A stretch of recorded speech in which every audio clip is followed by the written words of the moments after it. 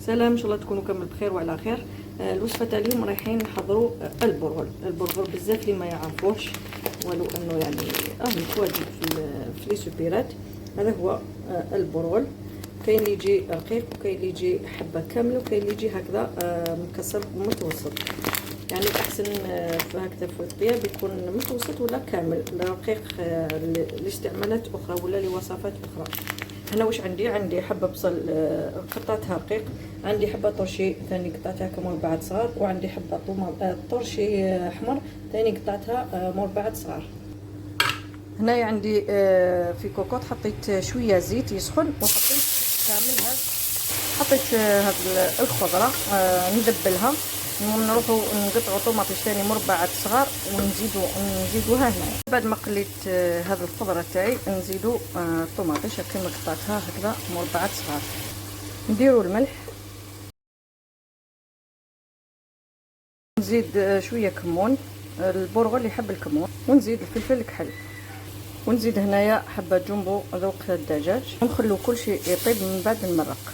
ندير نصف ملعقه كبيره تاع طماطم تاع الباطا، وهنا ندير 3 كيسان تاع البرغل. شوفوا الحجم تاعو. نقلوه هكذايا مليح من بعد نمرقوه. وهنا نمرق بالماء يكون يغلي. هنا بعد ما مرقت درت 3 كيسان تاع البرغل، درت 6 كيسان تاع الماء، يعني كاس بزوج كيسان. نغطي لا كوكوط كي تبدا تغلي، نحسبوا لها 5 دقائق ونطفوا. كي نطفوا لها ما نحوش يعني ما نحلوش الصفاره، نخلوها مغلوقه مده 10 دقائق، يعني باش يكمل طيابه ويشرب كامل هذاك السوائل اللي بقات، يشربهم من داخل في وهي مغلوقه، يعني ما نحلوش عليها حتى بعد 10 دقائق. هنا بعد ما نجزت 10 دقائق خلينا نحل الكوكوط. شوفوا كيفاش يجي. نحركوه باش تتخلط لنا كامل هذيك الخضره مع البرغل، من بعد نقدموه.